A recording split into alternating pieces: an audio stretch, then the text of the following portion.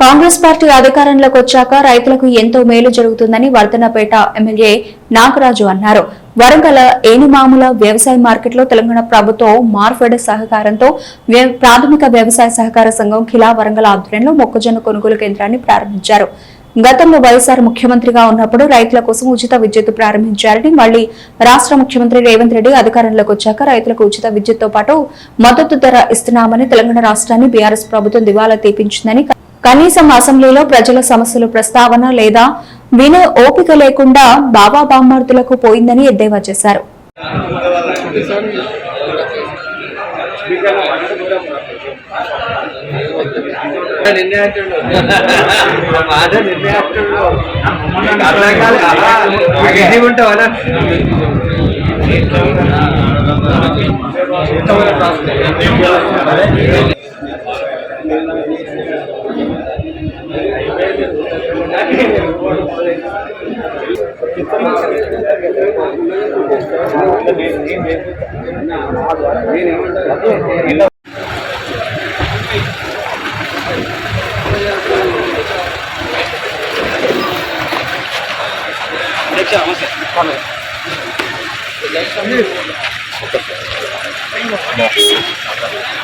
Side side कुछ जा रहा है एक साइड को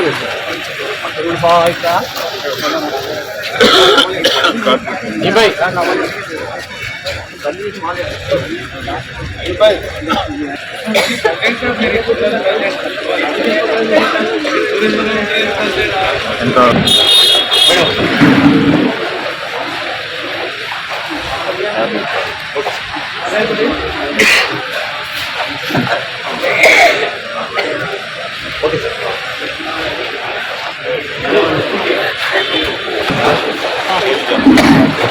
ఇంకా జరుగుతుంది మనకి ఇంట్రెస్ట్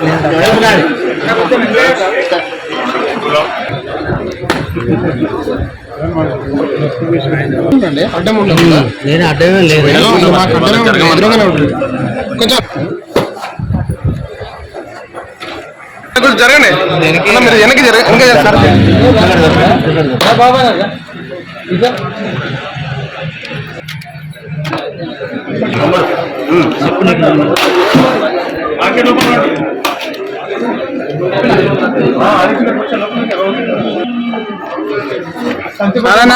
వన్ మినిట్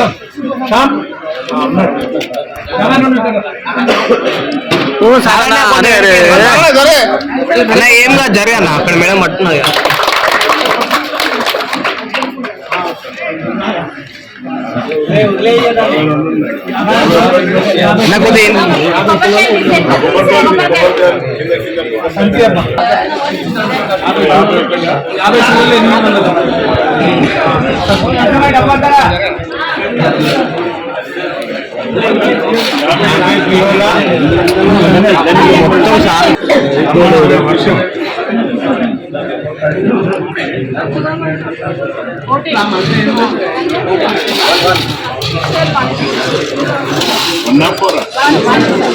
సెట్టింగ్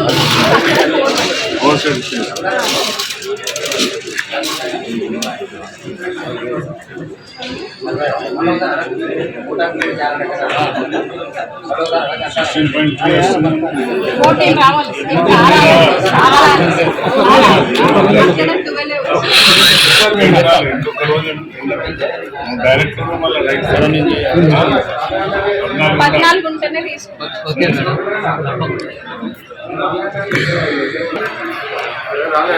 ఇక్కడ చూడండి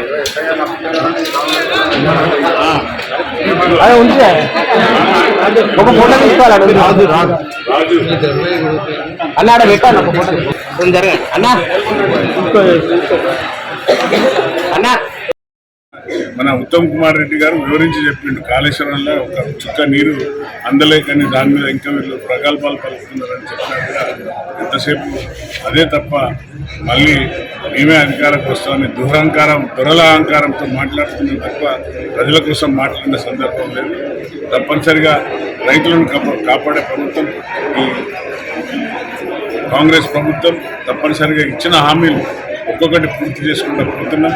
ఆర్థిక వ్యవస్థ ఎంతో చిన్న భిన్నమై ఉద్యోగాలకు సరైన టైంకు జీతం రాక, సరైన సమయానికి వాళ్ళకు పెన్షన్లు రాక కాంట్రాక్టులకు బిల్లులు ఇవ్వకుండా అన్ని ఎక్కడ చూసినా అప్పుల కుప్ప చేసిపోయిన గత 5 ఏళ్లలో మీరు చూసింది ఆర్థిక వ్యవస్థ ఏ విధంగా ఉంది. ఈరోజు ఆర్థిక వ్యవస్థను గాడిలో తెస్తూ ఉద్యోగస్తులు మొదటి తారీఖే జీతం ఇవ్వడం, పెన్షన్లకు 1000 కోట్లు నెలకు రిలీజ్ చేయడం, ఈ విధంగా పోతున్న ప్రభుత్వాన్ని మళ్ళీ ఏం కళ్ళు లేని కబోదుల్లాగా మీరేం తట్టడి మట్టిపోయలేదు రాష్ట్రానికి వచ్చినాక అని మాట్లాడుతున్నారు. మరి ప్రతి గ్రామంలో ఇంద్రమ్మ ఇచ్చిన గొప్ప ఘనత కాంగ్రెస్ ప్రభుత్వాన్ని. ఇలాంటివి చెప్పుకుంటూ పోతే చాతాడంత పెద్దగా ఉంది. కానీ దయచేసి ప్రజలు రైతులు గమనించాలి. మరి కాంగ్రెస్ ప్రభుత్వం రేవంత్ అన్న గారు, భట్టి గారు, స్వయాన తుమ్మల నాగేశ్వరరావు రైతుల పక్షపాతి. ఆయన స్వయాన రైతు కాబట్టి వరి సాగు కంటే ఎక్కువ మీరు రాండి, మీరు నేను ఇచ్చే ఏదైతే ప్రతి రైతులను ప్రోత్సహించుకుంటూ ఆయిల్ ఫామ్ పెట్టండి అని మొన్న నర్మెటలో పెద్ద ఎత్తున ప్రోగ్రాం పెట్టిండ్రు. ఎందుకంటే దానివల్ల అధిక లాభాలు ఉంటాయి, ఎలాంటి నష్టం జరగదు. మన తెలంగాణ రాష్ట్రంలో వర్షాలు వస్తే రాళ్ల వర్షం, లేకుంటే అధిక వర్షం వచ్చి రైతులకు హాని జరగకుండా ఉండాలనే ఉద్దేశంతో ఆయిల్ ఫామ్ సాగుకు రండి. అలాగే రసాయనాలు తగ్గించండి. దానివల్ల లేని రోగాలు మన పెద్దలందరం చూసాం. గతంలో పెద్దలకు ఎవరికి కూడా బీపీలు, క్యాన్సర్లు లేవు. కానీ ఇప్పుడు అధిక శాతం మనకు అందరం కూడా క్యాన్సర్ బారిన, అలాగే షుగర్, బీపీల బారిన పడుతున్నాం. దీనికి కారణం ఏంటంటే మనం అధిక మోతాదులో రసాయనిక వాడకాలని సైంటిస్టులు చెప్తున్నారు.